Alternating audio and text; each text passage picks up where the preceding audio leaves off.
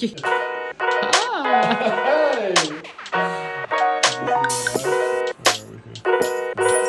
scroll through there a little bit.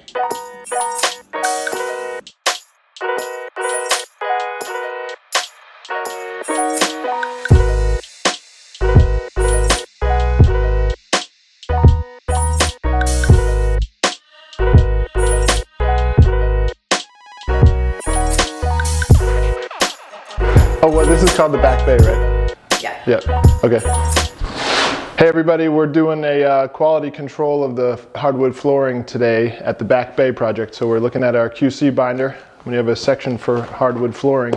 So there's a checklist of items that we want to review to ensure that we're giving the project and the clients the best flooring opportunities that we can. In talking about some of the what can go wrong and stuff in flooring and sort of flooring. This is a piece of the plain sawn white oak flooring that we're installing. We are basically testing the moisture content to make sure that the moisture levels are appropriate for installation. And we're looking for between 6 and 9% moisture content. And the reason for that is that if we're too high or too low with either the subfloor or the wood flooring, we'll get expansion and contraction after the finish is put on. So there'll be movement in the floor, which we want to keep it as stable as we can. So the idea is that we're testing the hardwood floors to be between 6 and 9%, and the subfloor wants to be sort of 2 or 3% different than that, or not more than that. So when one of our concerns in terms of the floor moisture content is the movement of the wood. And so there's a potential of cupping where the board would cup and then you'd see a sort of rippling effect across the wood, that wood floor that we don't want to see. And some of this is all controlled by where we buy the wood from. So you want to buy the wood from a quality mill who's going to check the moisture content before it leaves the mill. This wood was all tested at between 6 and 8%. It was then wrapped in plastic and then brought to the job site for delivery. So this was delivered about a week ago, last Wednesday, and it's been sitting on site for over a week now.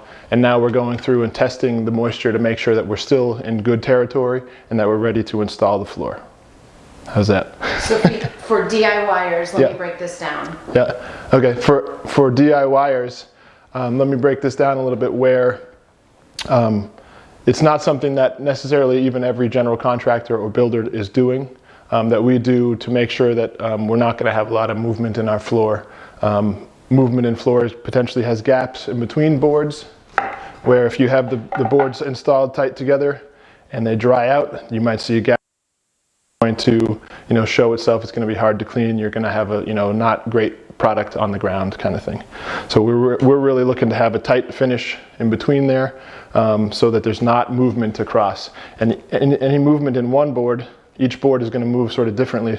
So if you have this board shrinking up and this board shrinking up, then you're going to make that gap in between them. So we really want to make sure that our moisture content is at a good spot, that we can put it down and it's going to stay stable.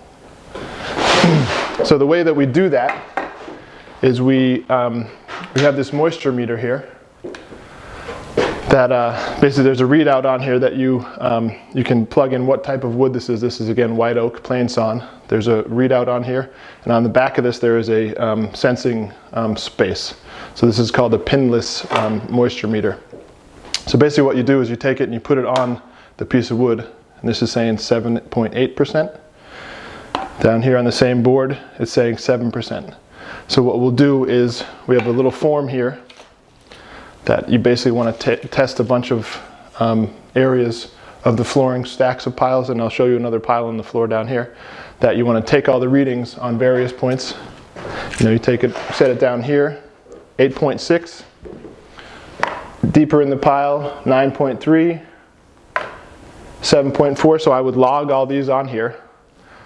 Add them all up and then divide by the number of tested. So I've done this for the house on each floor, and we're at 7.794. Again, we're looking for between sort of 6 and 9.3, I think it is. So we're all in good shape with the hardwood flooring. So when the flooring was delivered, we have it distributed throughout the house, so that when the flooring team is on site, they don't have to move it around themselves. It'll be sort of in this appropriate floor. So we have another pile up in the front room here. And same thing with the list. I came through, took 8.2, 9.2, 7.4, and this is another, I just broke open the bundle so you can see a couple different places on here. Check a little deeper into there. It's all within our 6 to 9 reading. So we're all good on this. The next step I'll do is go through the house and check all the subfloor moisture content and make sure that they're in the realm that we need it to before we install. If there was a big difference between the two, we can bring in dehumidifiers that would dry out the subfloor a little more so that we're more ready for it. We have no situations where we're installing on concrete. It's all on wood subfloor.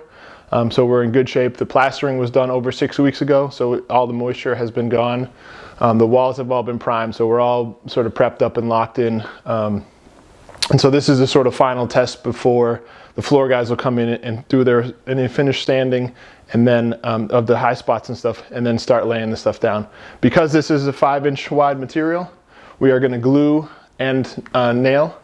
So as we look at the profile of the board, we will be gluing, or the floor guys will be gluing this section and then driving the nail through here. So that again helps with limiting the movement of the board and the constriction of it, so we're getting as much of a stable floor as we can deliver to the client. Where else do we want to go? Another QC list that we do is we want to make sure that all of our sheathing is nailed off. So you can see here where we have the original skip sheathing that was nailed down with hand-cut nails. We've gone through and supplemented that with ring nails that we would typically use for plywood. So in this situation, the floor was, the sheathing was a little bit compromised, so we replaced this section with plywood. And so the whole floor has then been nailed off throughout so that we have good solid substructure to be able to put this flooring down onto. So the floor guys will be coming in next week to begin installing this. Our next part of our install will be, sort of overseeing the quality that they're doing, making sure the gapping, the spacing between the joints is large enough, and that we're not using any of the super short pieces like this. We'd want to go sort of 2 feet or longer, which is in the spec for the project.